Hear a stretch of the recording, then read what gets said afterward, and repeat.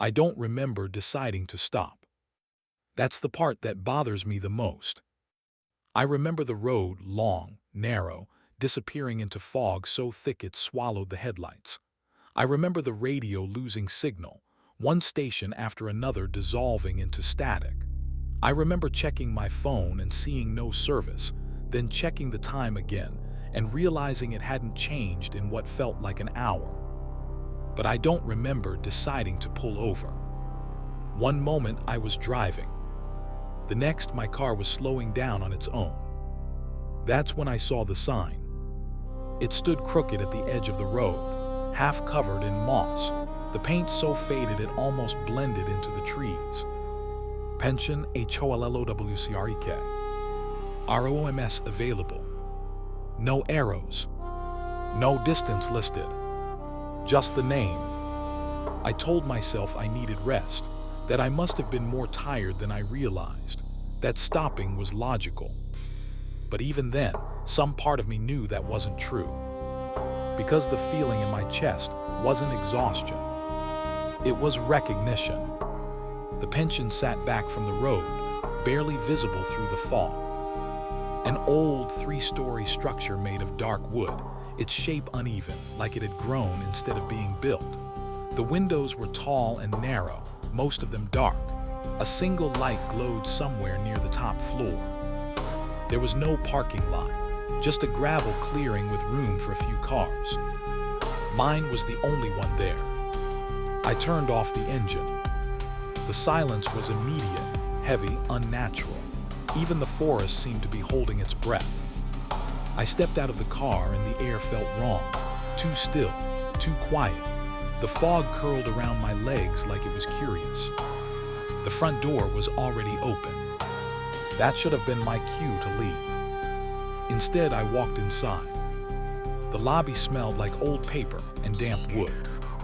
A chandelier hung from the ceiling, unlit but intact, its crystals coated in dust.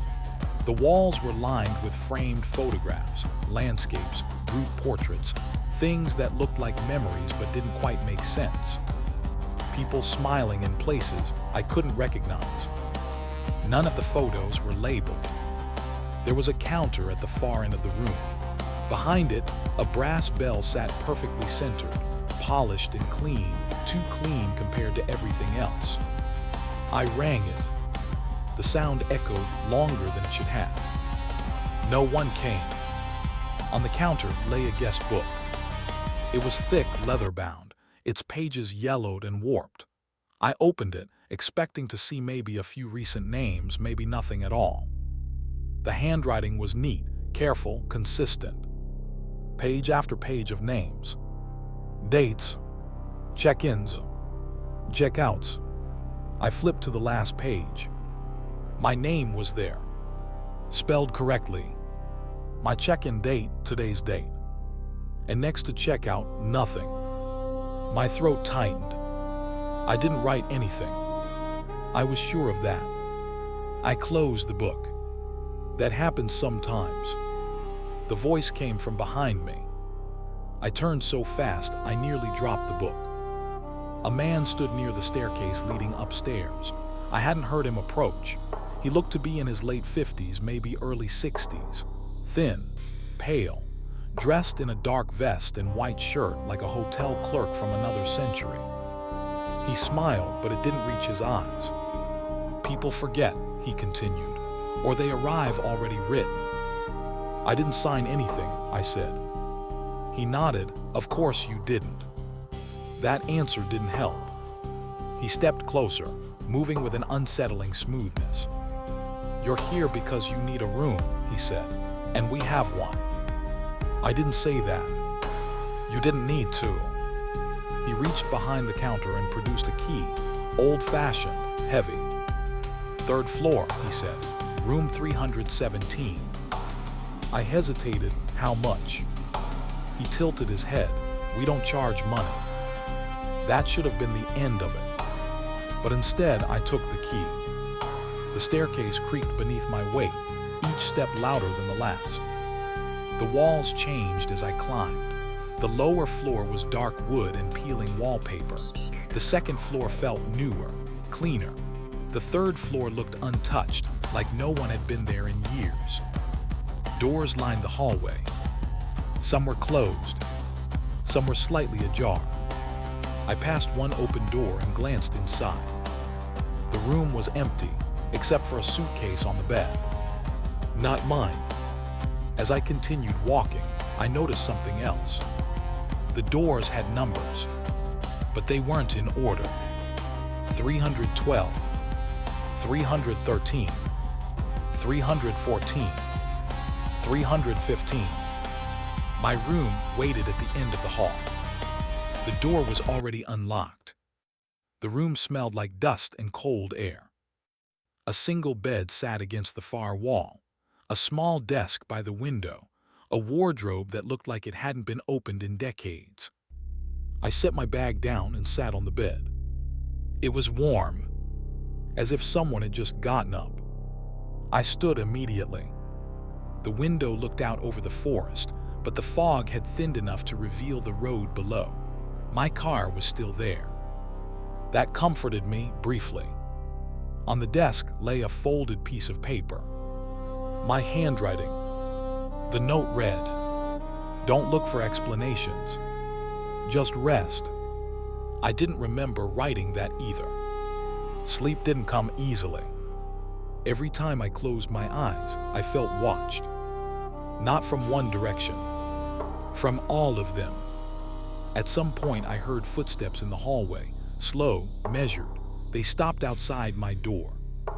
Someone breathed on the other side. I held my breath. After a long moment, the footsteps continued. I didn't sleep after that. Sometime before dawn, I couldn't take it anymore. I left the room and made my way back downstairs. The lobby was empty. The chandelier was lit now, casting a dull yellow glow. The counter stood exactly as before. The guest book was still there. I opened it again. This time I flipped backward. Names I recognized began to appear. Not famous names, personal ones. Teachers, old coworkers, someone I used to love, someone I avoided becoming. All of them had check-in dates. Some had checkout dates.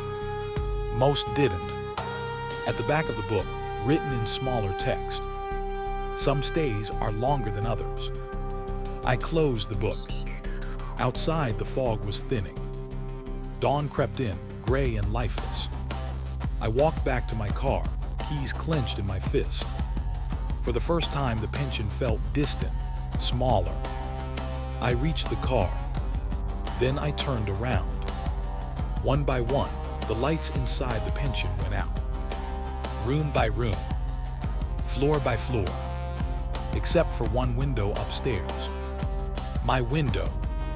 In it, I saw myself, standing still, watching, not moving, not blinking. They say the pension only appears to people who once thought. I don't belong anywhere. Not aloud. Not dramatically. Just once. In passing. And if it lets you in, that doesn't mean it has to let you go. Because someone always stays. And the hardest part, I'm not sure which one of us left. I don't remember getting into the car. I remember standing there, keys in my hand, staring at the window where I saw myself. Then suddenly, I was sitting behind the wheel. The engine was running. The road ahead was clear. No fog. No pension. Just trees and asphalt. For a moment, I laughed. A short, broken sound. Relief rushed through me so fast it almost hurt. I told myself it was exhaustion, a hallucination, a stress response. I told myself I'd imagined the whole thing. Then I checked the clock. It still hadn't moved. I drove for what felt like 20 minutes. The road stayed the same. Same curve. Same fallen branch on the shoulder. Same reflective marker, bent at the same angle. I stopped the car, got out, Walked back a few steps. The pension was behind me again. Lights off, except for one window. I didn't look at it this time. I got back into the car and slammed the door. That's when I noticed the passenger seat. Someone had been sitting there. The fabric was pressed down, still warm. When I went back inside, the man at the desk was waiting. He didn't look surprised. "Most people try to leave too soon," he said. "I didn't check out," I replied. He smiled. "No one ever does." I demanded answers. He gave me rules instead. Don't open doors that aren't yours. Don't answer questions meant for someone else. And if you see yourself again. He paused. Don't speak first. This time I explored. Room 212 contained a woman sitting on the bed, staring at her phone. She looked up when I entered. "Do you know what day it is?" she asked. I didn't answer. Room 144 was empty, except for children's shoes lined neatly by the bed. Room 401 had no walls, just darkness and breathing. I closed the door and kept walking. At the far end of the third floor, a corridor I hadn't seen before stretched out. Mirrors lined both sides. Not reflective, transparent. In each one, I saw versions of myself. Older, younger, tired, angry, successful, alone. All of them looked back at me with the same expression. Recognition. The guest book had changed. New pages had been added. My name appeared multiple times now. Different dates, different handwriting. One entry had a checkout date. Tomorrow. I didn't recognize the signature next to it. That night I heard it. A low hum, barely audible, like electricity running through walls, like a voice too far away to form words.